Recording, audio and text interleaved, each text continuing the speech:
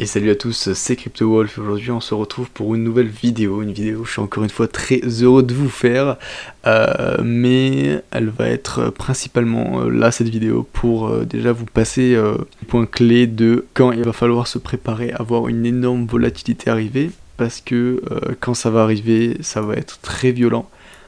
Et je pense qu'il faut être vraiment prêt à 100% à voir ce qui va arriver, d'accord? Et oui, ça pourrait être vers le haut, j'en serais très heureux, mais je pense que c'est important de aussi se préparer avant tout mentalement, avoir une grosse chute, donc une grosse baisse arrivée, et donc pourquoi pas se dire que c'est la fin du bull run. Alors il y a beaucoup d'éléments justement qui viennent, entre guillemets, appuyer ça. Je dis pas que ça va arriver, donc restez, ceux qui sont bullish, ceux qui sont bearish, je vais pas changer votre avis par rapport à ça. Je vais juste vous donner dans les deux cas les points vraiment à savoir et à reconnaître pour pouvoir gérer dans les deux cas les situations. Parce que ceux qui sont bullish, il ne faut pas que vous oubliez que c'est possible et très largement possible que ce soit la fin du bull run. Et à l'inverse, pour les personnes qui sont bearish, il faut aussi que vous soyez préparés à ce que ça remonte pour ne pas rater d'opportunités.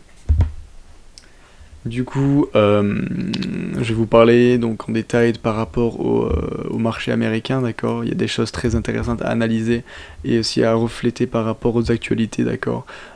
C'est important de pouvoir avoir une vision plus globale et extérieure, pas seulement regarder graphiquement le Bitcoin, c'est super important, d'accord.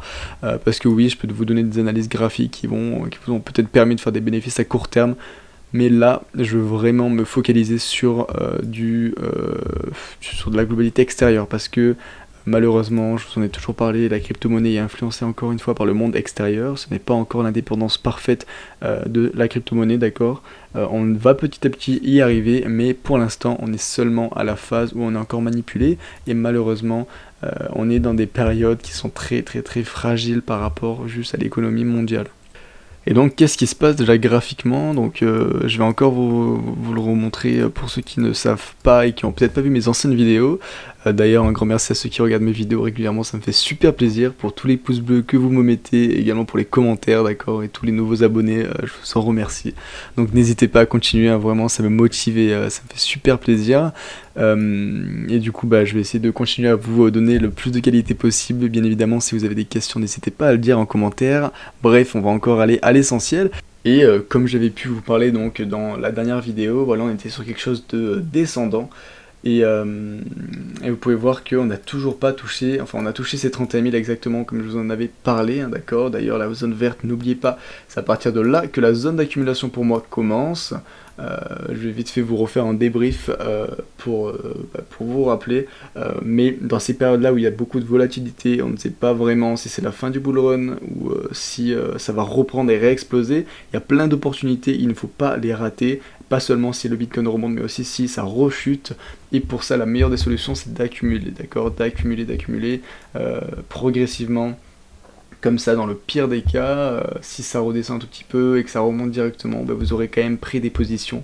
Même si c'était pas toutes vos économies, vous pourrez jamais investir parfaitement à chaque fois, d'accord? C'est impossible, même les meilleurs investisseurs. Mais par contre, ce qui va faire la différence, c'est à long terme et moyen terme si vous avez réussi à accumuler intelligemment, d'accord? Mais voilà, donc c'est pour ça que je voulais vous en reparler, parce qu'on retouche, on va dire, ces périodes de bonne accumulation. Et par rapport à ce qui se passe sur le graphe, je vous ai dit, hein, à court terme, à tout moment, là, on pourrait voir qu'il y a un Bitcoin qui vient réexploser vers le haut, d'accord. Par contre, oui, ça explose, mais ça veut pas, même si, imaginons, demain, vous vous réveillez et que le Bitcoin a repris énormément de pourcentage, regardez, imaginons, on revient faire un 15%, voire un 30%, pour moi, il faudra toujours rester super vigilant. Et pourquoi? Parce qu'il y a les 42 000. Rappelez-vous vraiment de ça, s'il vous plaît, les 42 000, c'est la barrière à franchir. Si on ne franchit pas ces 42 000, pour moi, il faut toujours rester à fond sur ses gardes. Ne négligez pas ces 42 000. Ceux qui peuvent justement accumuler, voir des prix remonter, parfait, vous avez réussi à un petit peu accumuler, vous pouvez revendre dans les zones importantes, partiellement bien évidemment. En faisant attention à l'effet de levier, mais je ne vais pas vous embêter avec ça. Voilà, c'est dans tous les choix que vous pouvez faire. Que vous investissez n'importe où, on s'en fout. Moi, je vous le dis, les 42 000, même si ça repump, parce que ça peut très bien pump avec la descendante qu'on a eu, avec tout ce qui est descendant. Là, on peut voir un pump arriver tant qu'on n'a pas passé déjà les 35 000 bien évidemment, mais les 42 000 pour moi, ça voudra dire qu'on est toujours sur une zone bearish et on n'est pas encore sur un bull run qui reprend. Et à l'inverse, quand est-ce qu'on va pouvoir voir justement une zone qui est plutôt bearish? Et vraiment là, il va falloir être patient parce que c'est des périodes qu'après qui vont être difficiles moralement. Si vous voyez votre portefeuille tout le temps descendre, c'est dans ces périodes-là qu'il faut être le plus intelligent et ne pas céder aux émotions. C'est les 30 000, hein, tout simplement.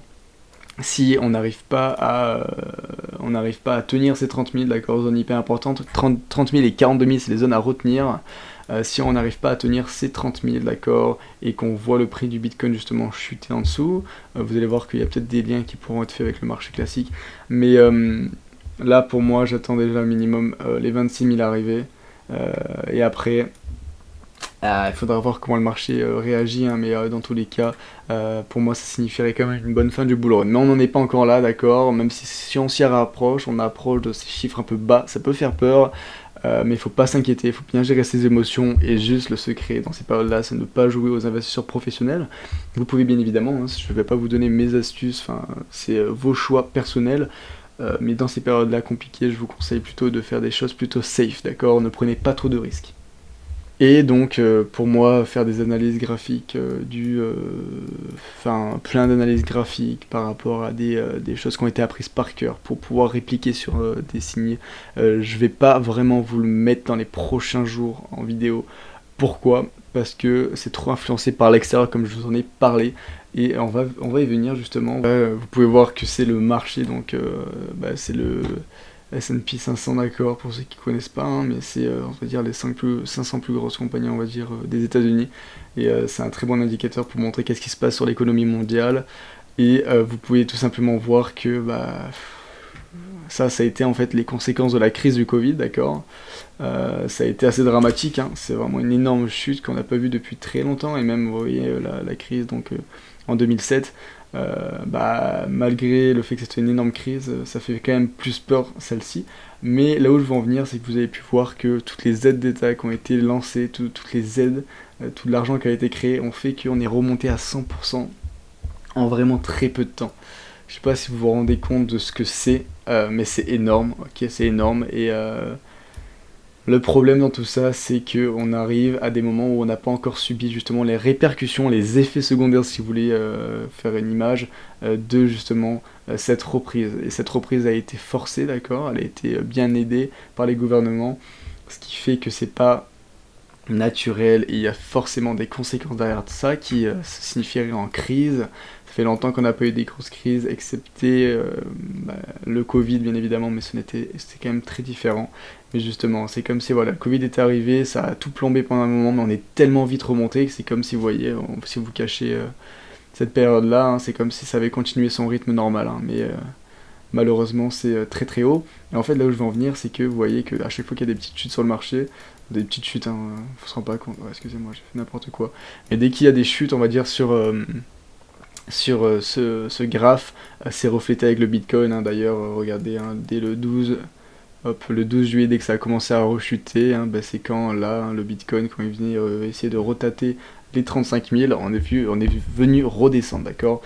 Et là où je veux revenir, c'est qu'on n'a pas eu des grosses chutes depuis, on n'a vraiment pas eu des grosses chutes, finalement, on voit quand même que le marché fait que de monter, contrairement au Bitcoin, ce qui signifierait, excusez-moi, que si, même si, en fait, on peut pas prédire à ce moment-là, mais si on voit justement ce marché extrêmement chuter et continuer à chuter, et que ça annoncerait peut-être une crise, il faudrait pas s'étonner que ça impacte fortement le Bitcoin, d'accord.